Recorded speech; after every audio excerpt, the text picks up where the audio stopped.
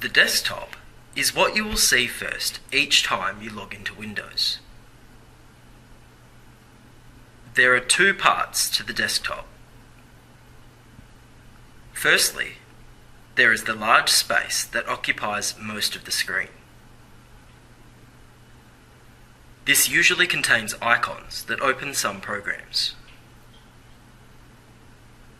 This is also where your programs will appear once you have opened them. Secondly, the taskbar is located at the bottom of the page. This strip contains several parts, so we'll look at it in more detail.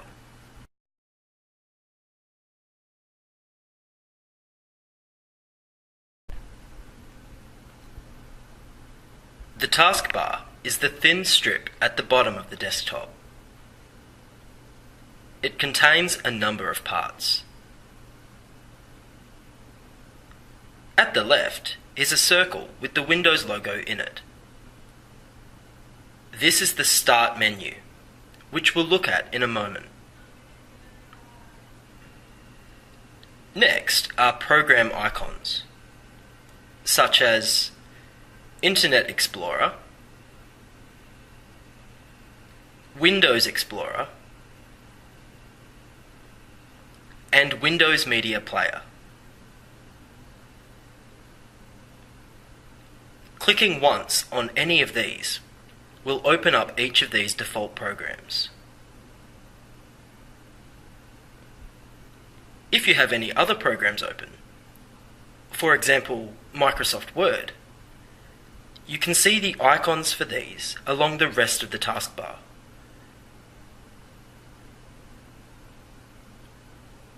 At the right-hand side of the taskbar are administrative icons for your computer. This icon here shows if you are connected to the internet. If you see a red cross here, that usually means you're not connected. Next, the speaker icon allows you to adjust the volume by clicking on it and simply dragging the volume button higher or lower.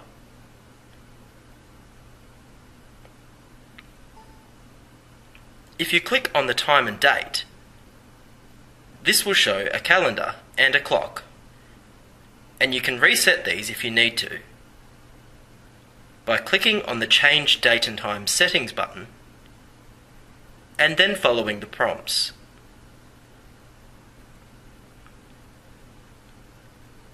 The last icon is a small blank rectangle that says Show Desktop. Clicking on this will take you back to your desktop, no matter how many programs you have open.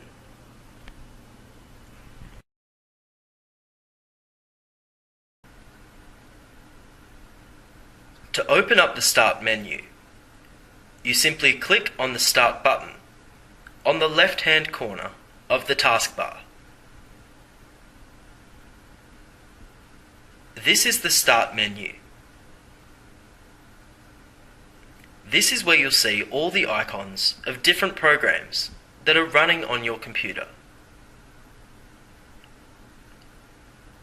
Clicking on any of these icons will open up that program for you to use. If the program doesn't show up here, you can simply click on All Programs. This will open up a list of all the programs on the computer.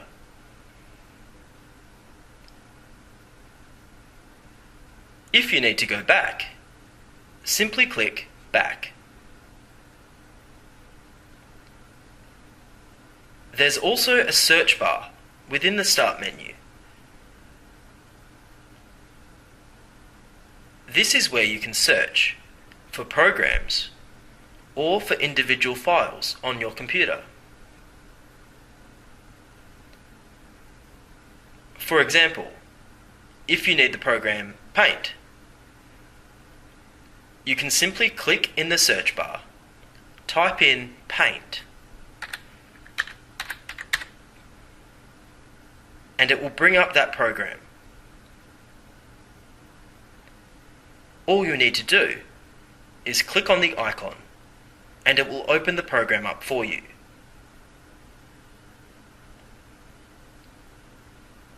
You can go back to an empty search bar by using the backspace key on your keyboard to get rid of this word.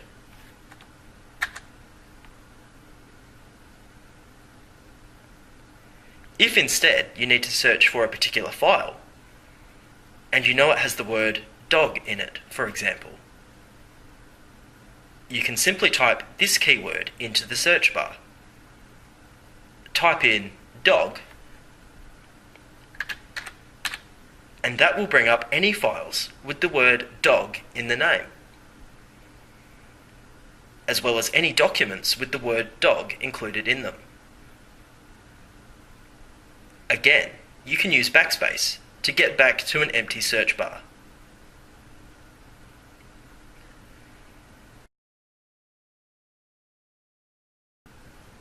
At the right-hand side of the Start menu are a number of important icons. Some of these include Computer, which is where you can access your hard drive, as well as any CDs, DVDs, and USBs. Control Panel, which is where you can view and modify your computer's settings. Devices and Printers, which is where you can view and manage your printers, scanners, and other items of hardware.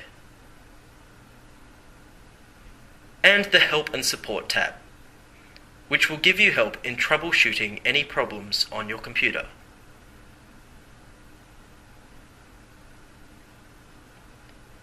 In the bottom right-hand corner of the Start menu is the Shutdown button. Pressing on this will close all your programs and shut Windows down, turning your computer off. If you don't wish to do this, you can click on the arrow next to the Shutdown button, and this gives you some other options. The ones you will use most frequently as a student include Log Off, which will close your programs and log you out of Windows without shutting your computer down.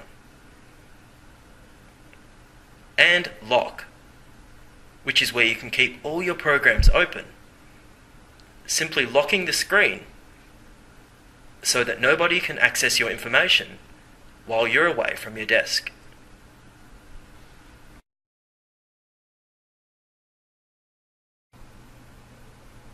While we're in the Start menu, we can click on Computer to open up a program called Windows Explorer. Windows Explorer allows you to browse all the information and files that are stored on your computer.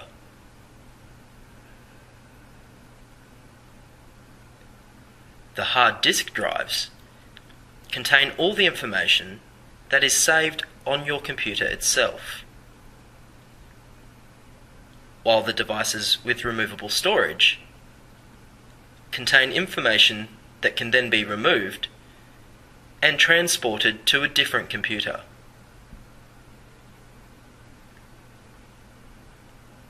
Devices with removable storage include CDs, DVDs, and USB sticks.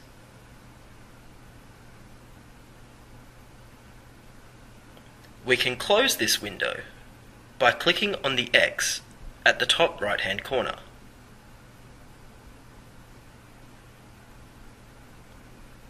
We can also access Windows Explorer using the icon on the taskbar.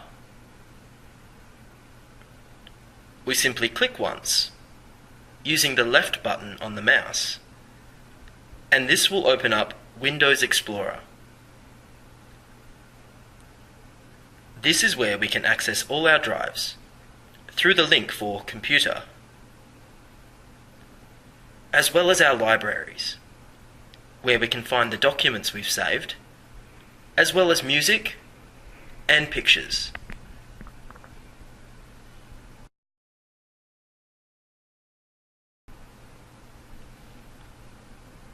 Next, let's look at how to log on to the internet. You can access the World Wide Web by using programs known as web browsers. There are several different types of browsers. These include Internet Explorer, Mozilla Firefox, Google Chrome, and Safari. Most web browsers work in a similar way. Let's try using Internet Explorer. You can open Internet Explorer, if it's on your desktop, by simply double-clicking the icon with the left button of your mouse. Internet Explorer is also found on the taskbar. You can simply click it once with the left button of your mouse, and Internet Explorer will launch.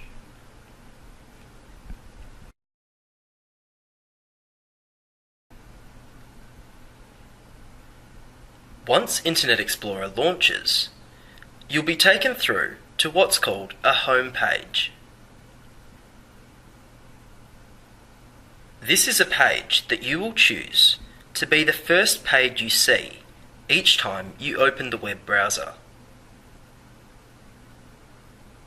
At ECU, the home page is always set to www.ecu.edu.au,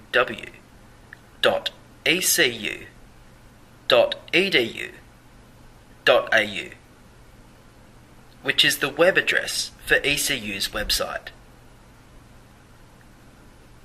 On your home computer, you can change your homepage to whatever you'd like. Perhaps a news website, your email account, or any other page that you go to frequently. You can do this simply by clicking on the arrow next to the home icon here and following the prompts.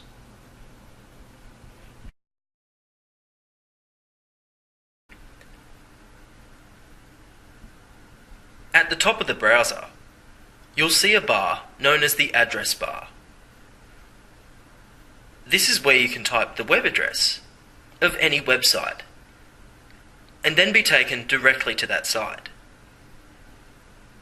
For example, if we want to go to Google's homepage, we can type in the address here, if we know it, press enter, and we'll be taken through to that website. Let's try that now. We can click once here and delete the current address using the backspace key on our keyboard. We can then type in the address for Google's homepage, www.google.com,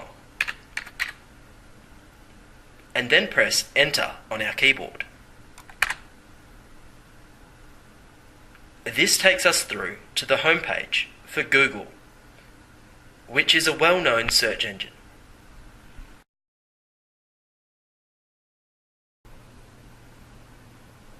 Once we're already on a website, we can add it to what's called a favorites menu.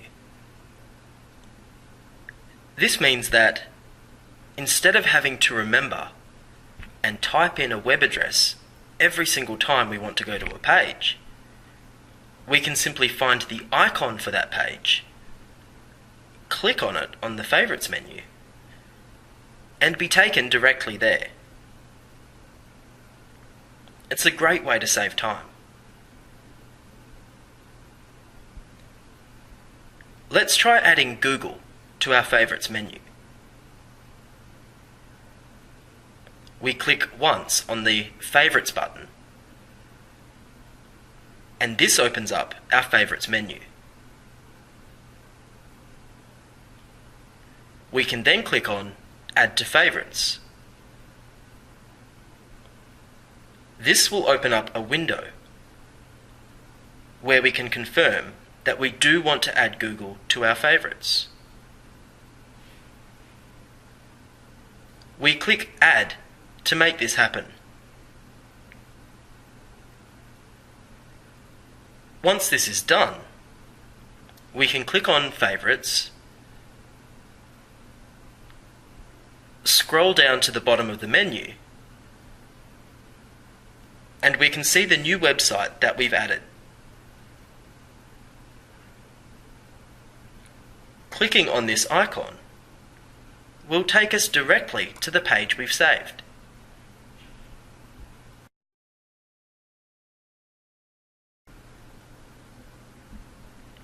If we're on another website and we'd like to return to our home page, we can simply click on the Home icon, located along the top of the web browser. Clicking once on this icon will return us back to our home page. If we then decide that we'd like to go back to a website we've saved as a favourite, we can return back up to our Favourites menu,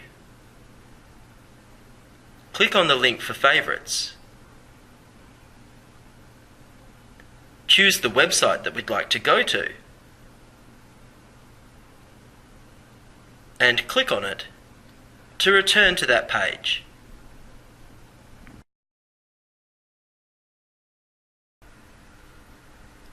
If you need to look at another website, but you'd like to keep your current page open, you can use a new tab. Simply click here, and a new browser tab will open up.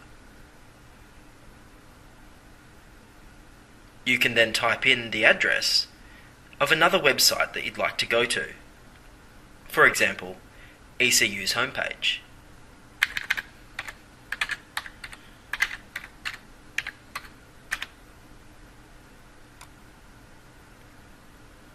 If you'd like to return to the page you were on before, you can simply click on that tab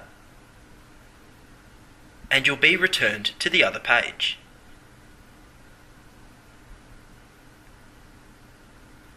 You can alternate between tabs as many times as you like, and you can have several tabs open at once.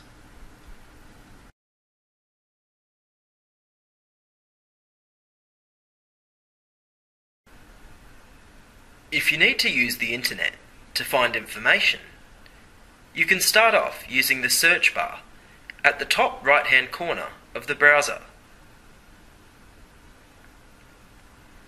This search bar uses a search engine to scour the internet for results that will match the keyword that you type in. This browser uses the Bing search engine, which is one of many search engines, such as Yahoo Search and the world's most popular search engine, Google. Let's try searching for something. For example, if we need information on the Enlightenment, we can simply click once in the search bar, type in our keywords, the Enlightenment, press Enter on our keyboard, and this will bring up the best results that the Bing search engine can find.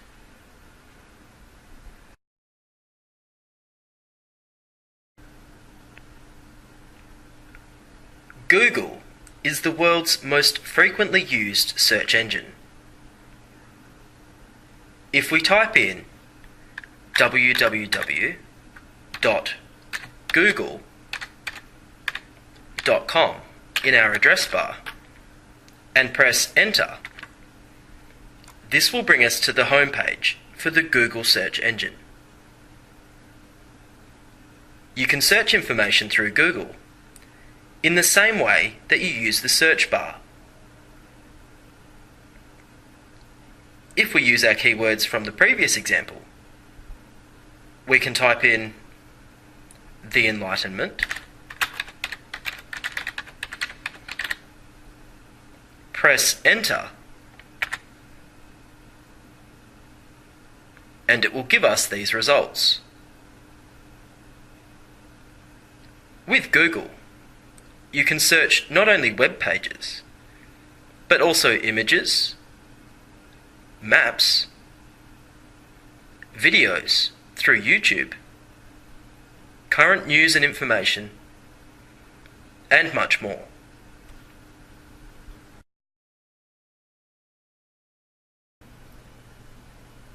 If your initial Google search doesn't give you the results you're looking for, you can scroll down to the bottom of the page and click on the link for Advanced Search.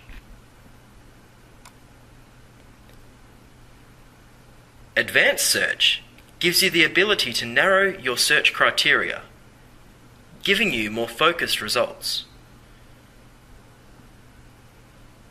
You can change what you're searching for, and you can also narrow your results by choosing which language you'd like results in, or which region you'd like results from. You can also search information by the time it was last updated. This way, you can make sure you're getting the most current information.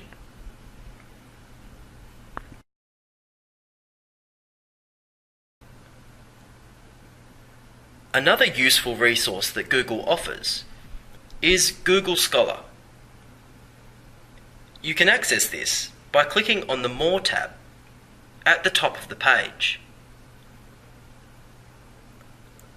On the drop-down menu, select Even More.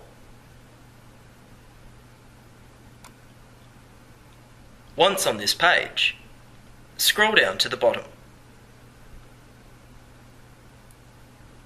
In the Specialized Search section, you will see Google Scholar. Clicking on this will take you through to the Google Scholar search bar. This is a specialized search that allows you to search peer-reviewed journal articles and other academic papers and books.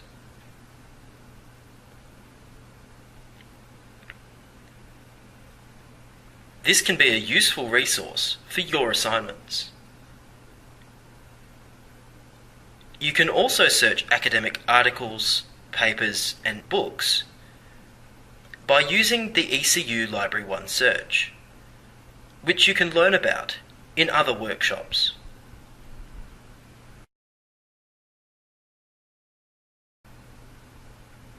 Next, let's look at how to locate and use Microsoft Office programs. These are the programs you will use to complete many of your assignments. You can find these programs by clicking on the Start menu.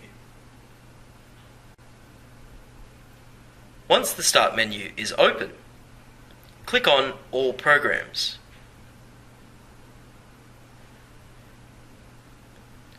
Once the All Programs list has loaded, scroll down to the folder called Microsoft Office.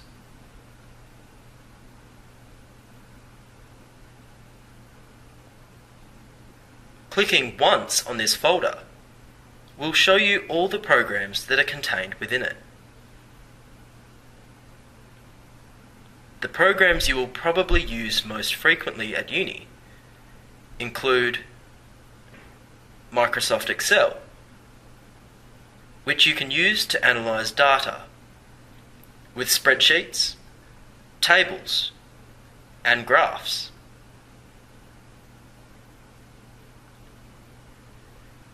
Microsoft PowerPoint, which you can use to create slideshows for presentations, and Microsoft Word, where you can write up your assignments and your essays.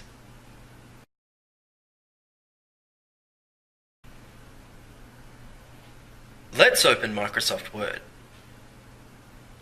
Clicking on the icon for Microsoft Word will open up a new document.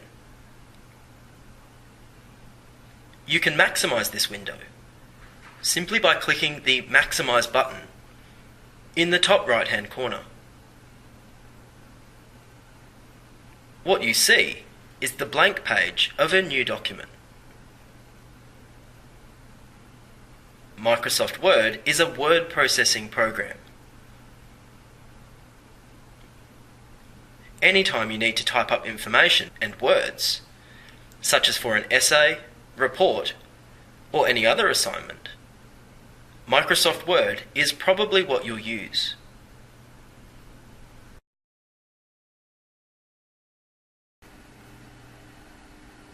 When you start typing in Microsoft Word, simply click once to make this blinking cursor appear.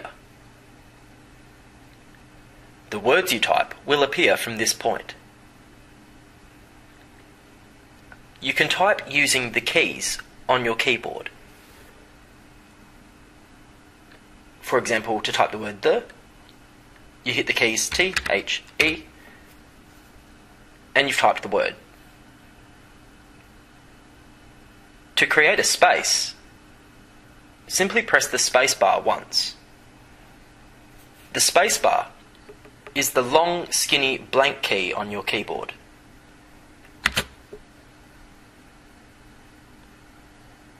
If you're new to typing, don't worry.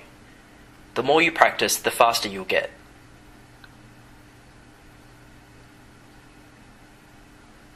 Let's try writing a whole sentence. For example, the quick brown fox jumps over the lazy dog. Let's try doing that now.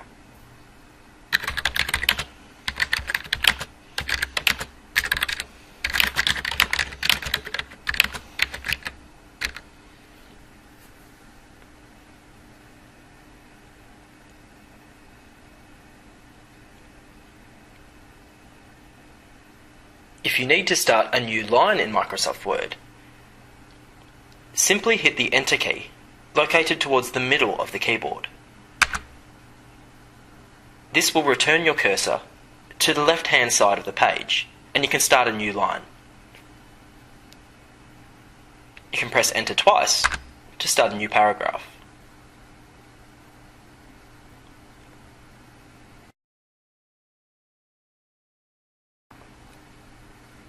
If you need to create a capital letter, you can hold the Shift key, located just underneath the Enter key, and while holding the Shift key, press the letter key that you'd like to capitalize.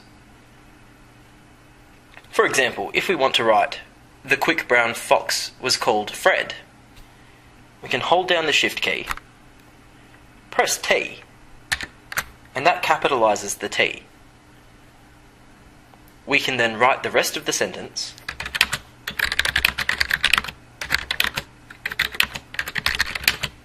and when we get to capitalizing Fred's name, we hold down Shift and press the F key, followed by the rest of Fred's name, and a full stop.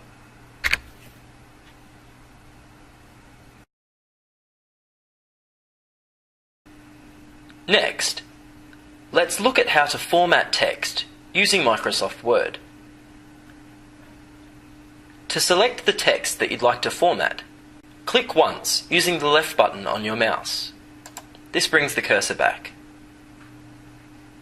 Once you've done this, click the left button again, but hold it down, and then drag it over the text you'd like to format.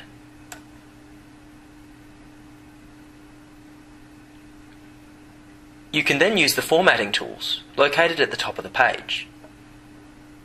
We'll go through some of the basic formatting tools so that you can get some practice. You can click on the arrow here to change the font of the text. That's the style or theme of the text. This opens a drop-down menu with dozens of choices. Each font is slightly different.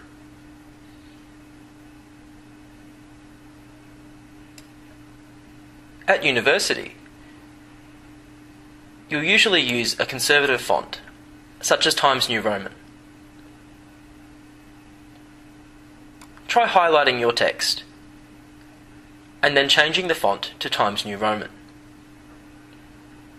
To make the change, you simply click on the font that you'd like to change it to.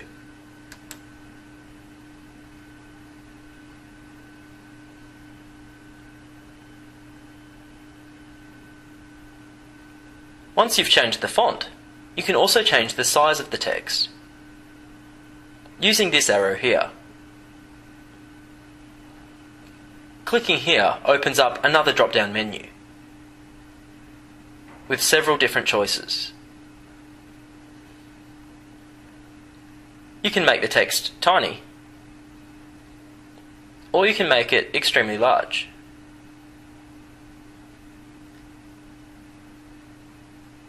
At university level, it's a good idea to work with size 12.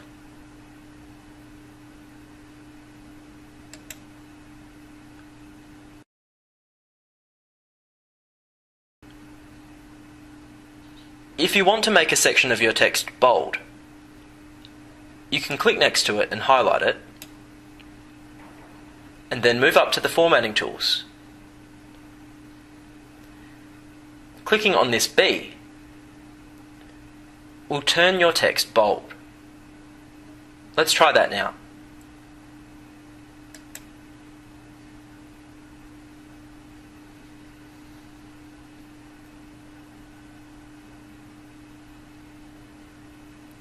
You can also format your text in italics by clicking on the I.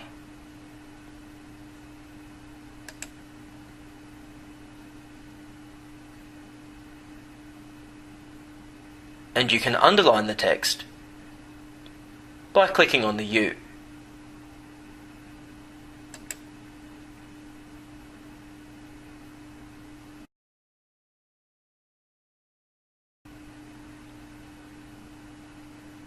If you need to put some text into the center of the page, for example, for the title,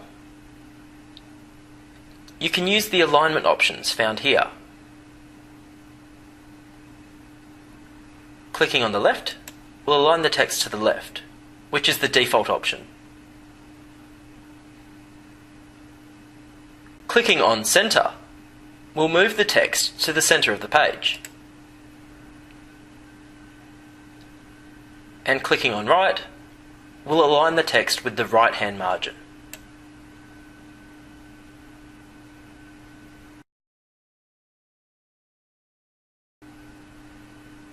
If you want to, you can also change the color of the text.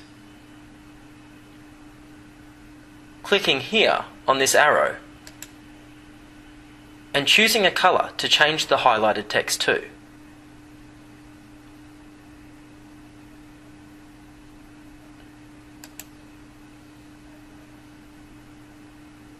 There are many other ways to format text in Microsoft Word, and you'll find these out with more practice.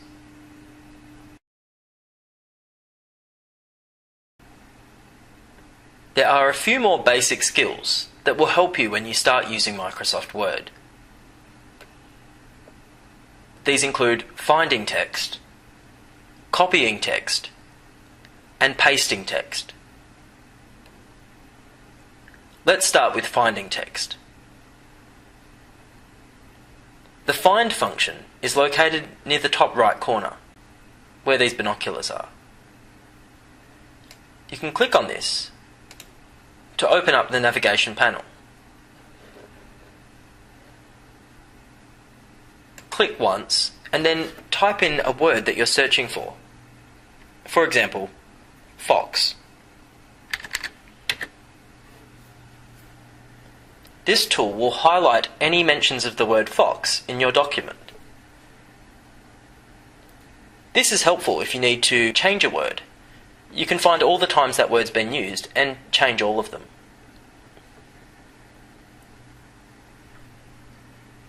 If we press the X here, that will close the navigation panel. You can also use the find function by using what's called a keyboard shortcut. This opens up the function without using your mouse. You can open up the find function by locating the control key on your keyboard. This is just below the shift key. Hold down the control key, and while that key is held down, press the F key. As you can see, this opens up the find function.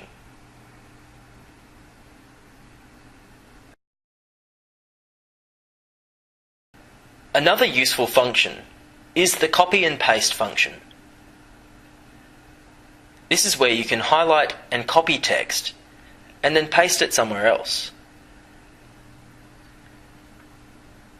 Let's try by copying our first sentence. Click once, then click again, holding the left button down, and drag it across your text.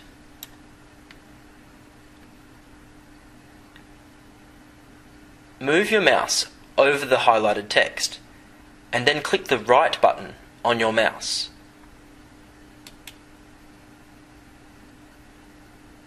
This opens up a menu. Select the second option, which is copy. That's copied the text to Microsoft Word's clipboard. Click once outside the selected area to remove the selection. Now press Enter once for a new line. Move your mouse to the start of this new line and click the right button of your mouse again.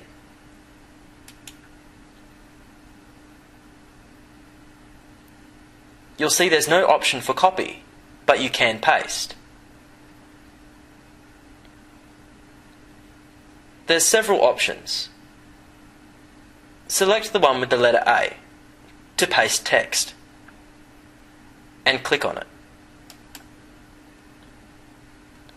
This has duplicated your entire sentence. And you can repeat this as many times as you like.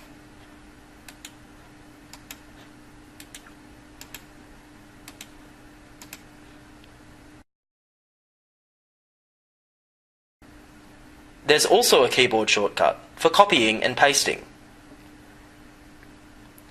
To copy text, you can highlight it, then hold down the control key and press the letter C. To paste the text, simply click elsewhere, hold down control again and press V.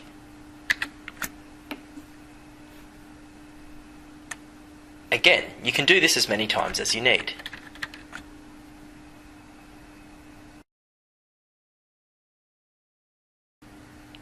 There are many more useful functions within Microsoft Word, as well as many more keyboard shortcuts.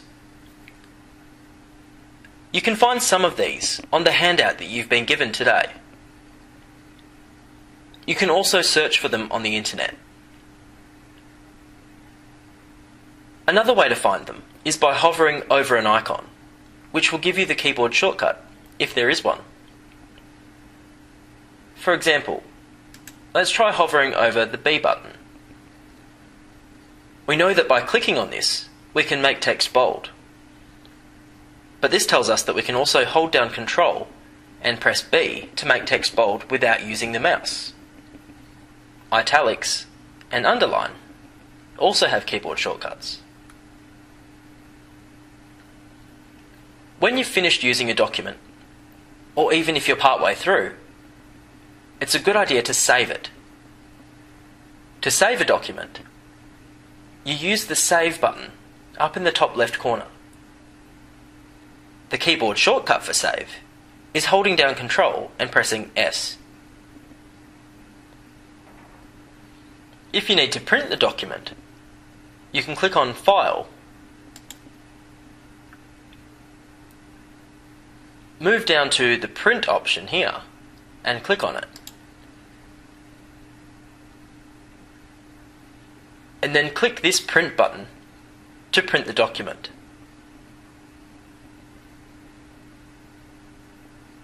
To return back to your document, you can click on Home. Once you're finished in Microsoft Word, you can close the document by clicking on the X in the top right-hand corner. Today, we won't save the document, so click Don't Save.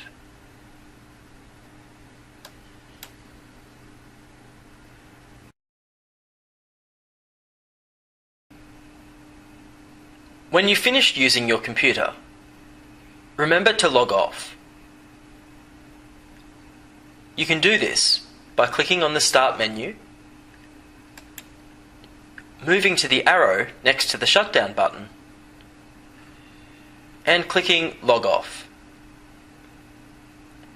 This will close all programs and log you out of Windows until next time.